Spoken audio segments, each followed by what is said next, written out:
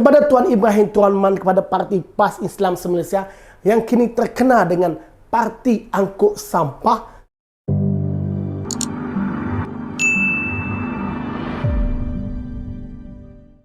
Assalamualaikum warahmatullahi wabarakatuh.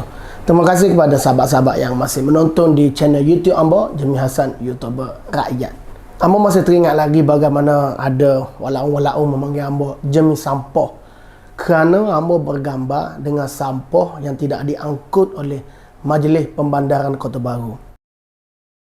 Tujuan Ambo adalah supaya mereka lihat betapa kotornya negeri Kelantan dan mereka segera mengangkat sampah tersebut. Alhamdulillah, selepas gambar Ambo itu tular, mereka pun mengangkut sampah tersebut.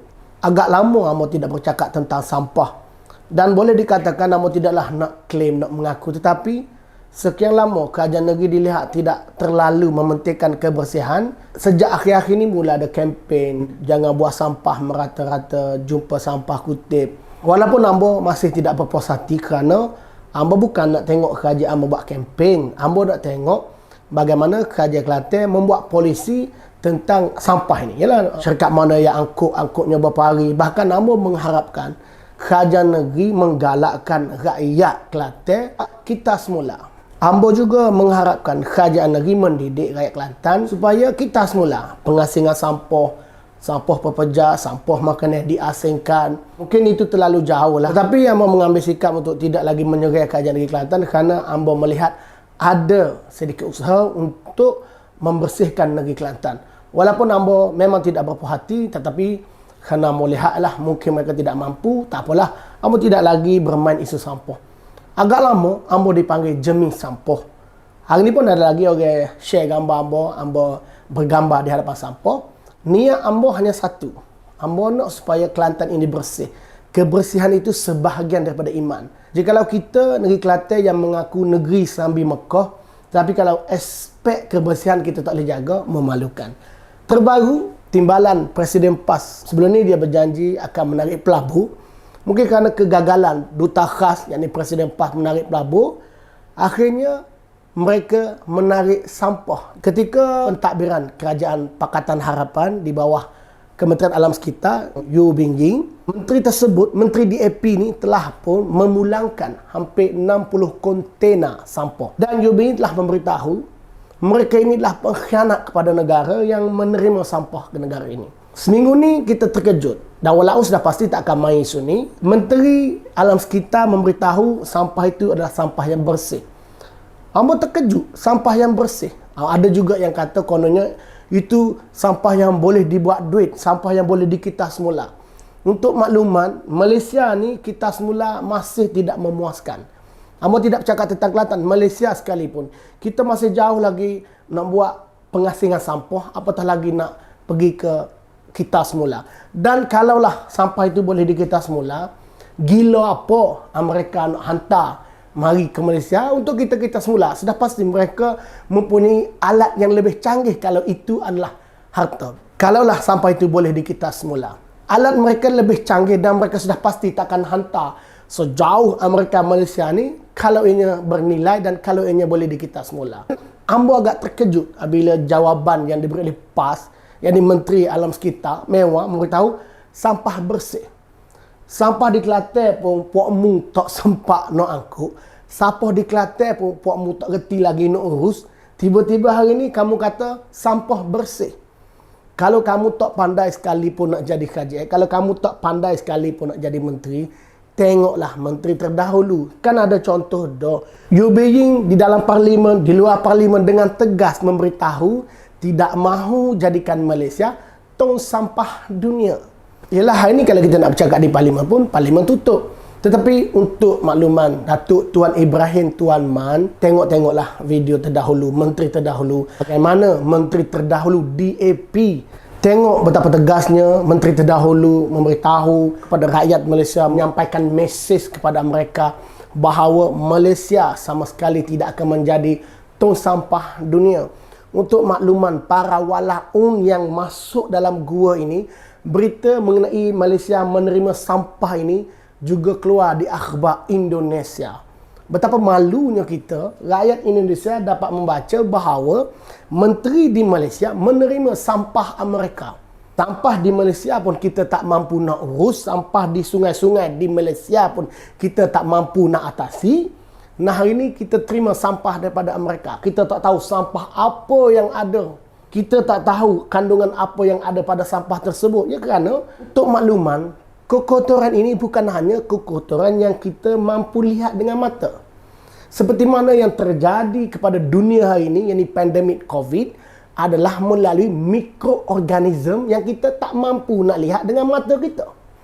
Jadi sampah yang datang daripada Amerika tu, adakah kita akan membuat satu penyelidikan, masuk ke lab mikrobiologi, kita tengok satu persatu sampah tersebut?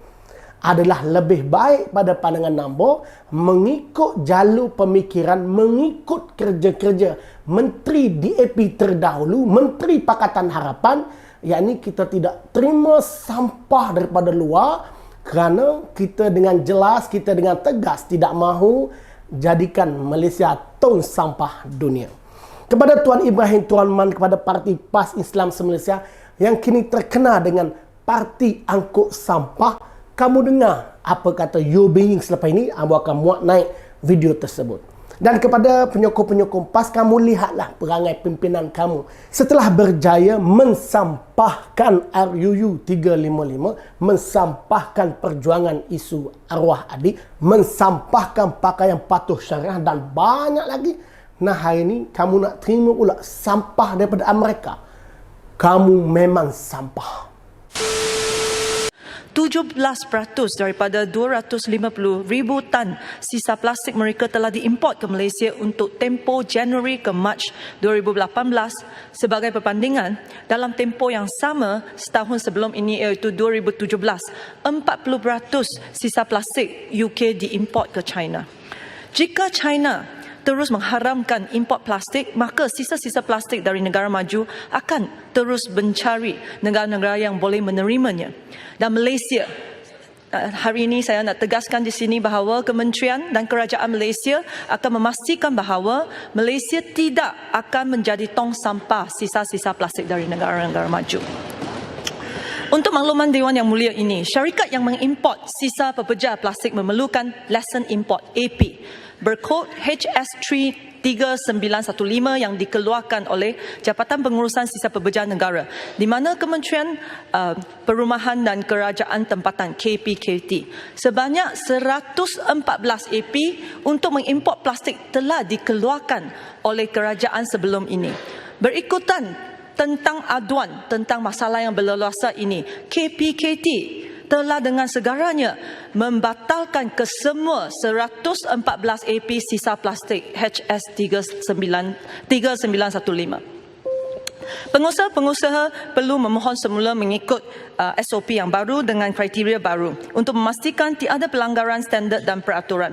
Di samping itu, kerajaan turut menubuhkan satu pasukan task force untuk mengkaji kaedah yang terbaik untuk mengawal pengimportan sisa plastik kod HS3915. Walaupun import plastik telah diberhentikan, tetapi kerajaan sedia maklum bahawa terlalu banyak sisa-sisa plastik sekarang telah pun berada di tempat-tempat berbeza di Malaysia akibat pengimportan tanpa terkawal sejak Januari 2018. Kerajaan sedia mengambil tindakan keras terhadap pengusaha-pengusaha yang masih lagi cuba nasib dan memproses plastik ini secara haram. Dan kita akan membawa mereka ke mahkamah berdasarkan undang-undang yang sedia ada. Untuk membuat yang demikian, kita amat memerlukan kerjasama daripada wakil-wakil rakyat, termasuk Yang Berhormat Bagan Serai, adun-adun dan juga ahli-ahli parlimen. Saya bagi satu contoh. Apabila kerajaan mengesan peningkatan mendadak bilangan premis yang memproses sisa plastik di daerah Kuala Langat di Selangor, termasuk premis-premis yang beroperasi secara haram, Jabatan Alam Sekitar bersama dengan 10 agensi lain telah mengadakan operasi bersebadu pada 24 Julai 2018 dan mengambil tindakan selaras dengan perundangan di bawah Akta Kualiti Alam Sekeliling 1974 dan Akta Kerajaan Tempatan 1976.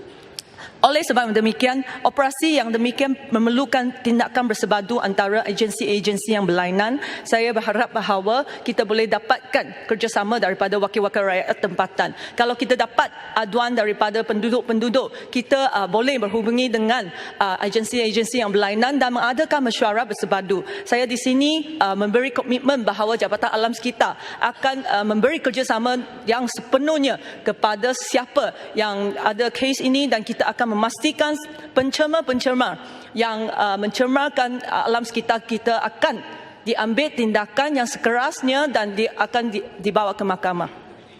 Daripada operasi bersepadu yang kita telah buat, 10 kali kita buat operasi bersepadu untuk menyiasat 123 kontainer di Pelabuhan Klang. Dan kita dapati bahawa ada ramai yang menyeludup ataupun masukkan sampah ke Malaysia. Tapi dia kata adalah untuk recycling. Bukan untuk recycling. Apa yang kita nampak tadi adalah banyak yang tidak boleh dikitar semula, yang banyak yang diseludup masuk tanpa kebenaran daripada kerajaan. Kita akan hantar balik semua kontainer-kontainer tersebut. Saya berasa bahawa sesiapa rakyat Malaysia yang bekerjasama dengan eksporter untuk importkan sampah-sampah ke Malaysia adalah pengkhianat kelestarian negara kita. Ya, saya nak katakan di sini bahawa ini adalah orang yang tidak sayangi negara kita.